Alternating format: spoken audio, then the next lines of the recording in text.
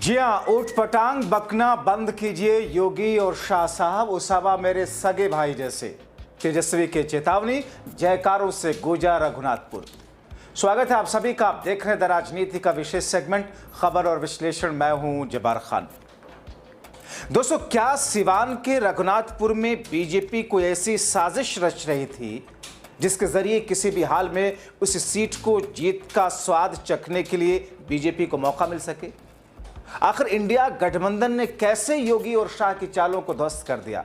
आखिर तेजस्वी ने क्यों कहा कि योगी शाह जी ओल फोल बकना बंद कीजिए, ओसामा साहब मेरे सगे भाई जैसे हैं, ओसामा बिन लादेन नहीं? दोस्तों, भारतीय जनता पार्टी बीजेपी के चुनाव की तिकड़म को आप अच्छी तरह से जानते हैं। खासतौर पर 2014 के बाद से देखते आ रहे हैं, जहां उसका बाय हुक या बाय क्रोक हर हाल में कुछ भी करके चुनाव जीतना एकमात्र लक्ष्य होता है। चुनाव तो ऐसे सभी पार्टियों का जीतना लक्ष्य होता है, मगर साम दाम दंड भेद सब कुछ, नीति नैतिकता को साइड में रख करके सब कुछ के जरिए भारतीय जनता पार्टी किस तौर पर अपना चुनाव जीतने का ट्रैक रखते हुए आई है, अब अच्छी तरह जानते हैं। ताज़ा मिसाल मोकामा, 2 दिन पहले की घटना, किस तरह दुलाल चंद्र की जीवन लीला को समाप्त कर दिया गया। कई लोग कहते हैं कि साहब एक डर का माहौल पैदा करने के लिए, ताकि वहां के लोग ये समझें कि अक्षत राज अभी भी है अनंत सिंह का। दोस्तों, उधर रघुनाथपुर में कैसे योगी शाह लगातार अपने चुनावी हिंदुत्व को धार देने के लिए ओसामा के पीछे पड़ते दिखे, कैसे ओसामा साहब को ओसामा बिन लादेन बताकर बहुसंख्यकों को भ्रमित कर अपने पाले में लाने की कोशिश करते दिखे। मगर 1 नवंबर को तेजस्वी जब रघुनाथपुर पहुंचे और ओसामा साहब को मंच पर लेकर बोलना शुरू किया, तो मानो इंडिया गठबंधन के वोटरों समर्थकों में एक नई ऊर्जा, एक नया जोश भर गया। मंच से ओसामा को बगल खड़ा कर तेजस्वी ने कहा कि योगी जी, शाह जी ध्यान से सुन लीजिए, ऊट पटांग बकने से कोई फायदा नहीं है, बंद कर दीजिए, मेरा सगा भाई जैसा है ओसामा। दोस्तों, बात सिवान की सियासत की एक बार फिर से उसी पुराने मकाम पर लौटती हुई दिख रही है, जहां विकास से ज्यादा नाम और निशान की राजनीति हावी रही है। और इस बार इसी सिवान में भारतीय जनता पार्टी किस तौर पर स्ट्रैटेजी और रणनीति अपना रही है। दोस्तों, लालू प्रसाद यादव की पार्टी आरजेडी ने दिवंगत मोहम्मद शहाबुद्दीन के बेटे ओसामा को जिस तौर पर मैदान में उतारा है, इसे ऐतिहासिक सीट पर राजनीतिक समीकरण में जबरदस्त हलचल पैदा हुई।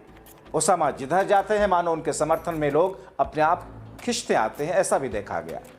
ऐसी ही एक जगह जब ओसामा पहुंचे तो उनको लोगों ने सेब से तौलना शुरू कर दिया।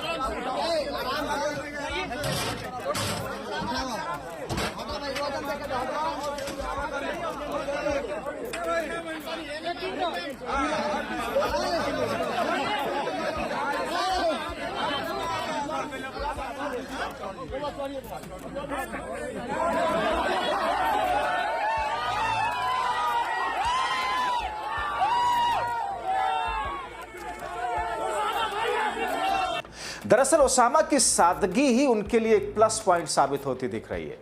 राजनीतिक जानकार मानते हैं कि भले ही सिवान से लोकसभा चुनाव ओसामा की मां जीत न सकी हो, मगर इस विधानसभा चुनाव में ओसामा जीत की तरफ बढ़ते दिख रहे हैं। आप कुछ अपील करिए, अपन वोट मांगे।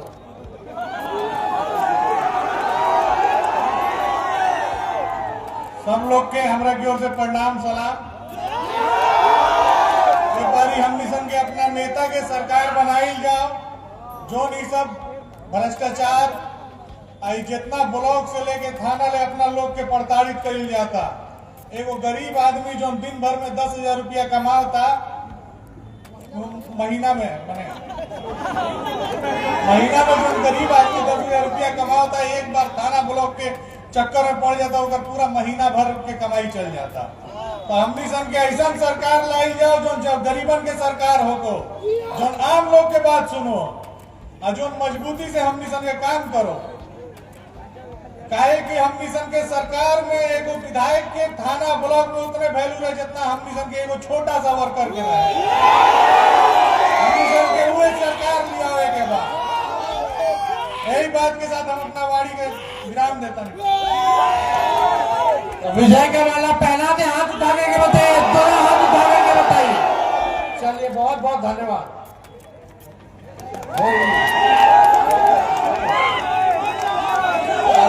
दोस्तों, रघुनाथपुर सीट की अगर बात करें, आप जानते हैं किस तौर पर 2020 के विधानसभा चुनाव में आरजेडी ने यहां पर जीत दर्ज की। उस वक्त भी खूब हल्ला गुल्ला किया था एनडीए ने, खूब भ्रमित करने की कोशिश की थी और जीत एनडीए के वोट विभाजन के कारण भी और आसान हुई थी। इस बार हालात बदले, एलजेपी यानी कि रामविलास पासवान की एनडीए में वापसी हुई और इस मुकाबले को एक तरफा नहीं बल्कि सीधा और संघर्षपूर्ण बना दिया। अब सिवान को और यहां का चुनाव के वोट के बिखराव नहीं बल्कि सीधी टक्कर में मंच बन चुका है ओसामा वर्सेस एनडीए के बीच। दोस्तों, सिवान लोकसभा के रघुनाथपुर विधानसभा सीट से जेडीयू उम्मीदवार विकास कुमार सिंह चुनावी मैदान में हैं। प्रशांत किशोर की पार्टी जन स्वराज से इस सीट पर राहुल कीर्ति चुनाव लड़ रहे हैं, मगर मुकाबला जेडीयू आरजेडी के बीच ही असली है। यानी कि जो आरजेडी का प्रत्याशी ओसामा है, उनकी सीधी टक्कर एनडीए के प्रत्याशी जेडीयू के प्रत्याशी से है। बीजेपी का मुकाबला आरजेडी के ओसामा से है। बीजेपी मतलब एनडीए। अभी तक के चुनावी समीकरण की बात करें तो बीजेपी जिस रणनीति के तहत इस सीट पर सियासी जमीन बिछाने की सोच रही है, फिलहाल वो तो होता हुआ दिख नहीं रहा। आप लोग मिल करके विधायक को जिताने, विधायक को कहता रहे कि इस बार ओसामा साहब के टिकट तो सब लोग कह रहा था।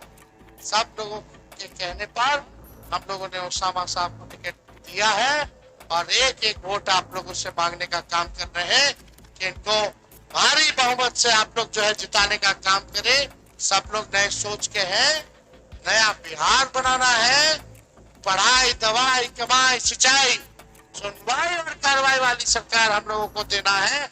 ऐसा बिहार हम लोग बनाएंगे, आप लोगों का बस साथ चाहिए। दोस्तों, पिछले 2 बार के चुनाव के परिणाम की बात करें तो इस सीट पर आरजेडी के उम्मीदवार को जीत मिली।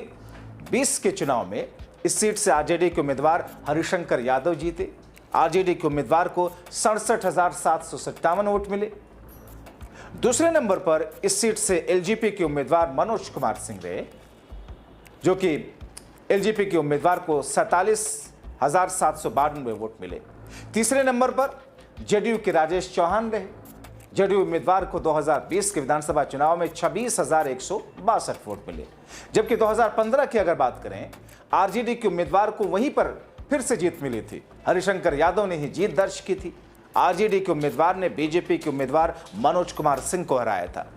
आरजेडी के उम्मीदवार को 61,042 वोट मिले थे, जबकि बीजेपी के उम्मीदवार को 50,420 वोट और तीसरे नंबर पर सीपीआईएमएल के उम्मीदवार अमरनाथ यादव थे। हालांकि दोस्तों, इसका दूसरे नजरिए से अगर लेखा जोखा देखें तो सिवान में शहाबुद्दीन का नाम आज भी ध्रुवीय भावनाओं के साथ याद किया जाता है। कुछ उनके विरोधी हैं तो बाकी उनके कट्टर समर्थक। युवा पीढ़ी ओसामा में बदलाव की उम्मीद और नई राजनीति की छवि देखने की कोशिश कर रही है, जबकि लोग ऐसा भी मानते हैं कि कैसे भूल जाएं कि जब सिवान का नाम खौफ की वजह से सुर्खियों में था। कुछ लोगों का मानना है कि शहाबुद्दीन के रहते एक व्यवस्था थी, कुछ कहते हैं कि वो व्यवस्था कम थी, दहशत ज्यादा थी। आज की पीढ़ी का दर्द यह है कि भ्रष्टाचार सिस्टम के सुस्ती और गुटबाजी ने जिले को जकड़ रखा है। विरोधी मानते हैं कि दिवंगत शहाबुद्दीन पर कई संगीन आरोप की छाया इस चुनाव में साथ साथ ओसामा की चल रही है। चंद्रशेखर प्रसाद के हत्या से जुड़ा मामला हो, राजदेव रंजन की हत्या का मामला हो या 2 सगे भाइयों पर तेजाब डाल करके उनकी जान लेने का मामला, यह सब सिवान की राजनीतिक याद अभी भी ताजा है। यही वजह है और यही वो दोहरी छवि है जिसके बीच में खड़े होकर ओसामा को अपनी राजनीति की जमीन को मजबूत करनी है। दोस्तों, ये सच ये भी है कि सीवान का ये चुनाव सिर्फ सीट जीतने की लड़ाई नहीं, बल्कि ये देखने का इम्तिहान भी है कि यहाँ की जनता विरासत चुनती है या फिर बीजेपी के झांसे में आती है। शहाबुद्दीन की छाया सीवान की राजनीति पर हालांकि अब भी भारी है, ऐसा वहां की राजनीति को नजदीक से देखने वाले लोग मानते हैं। तो ऐसे में दोस्तों, आप क्या सोचते हैं? अपनी राय कमेंट बॉक्स में जरूर लिखें। अभी के लिए इतना ही, बहुत शुक्रिया।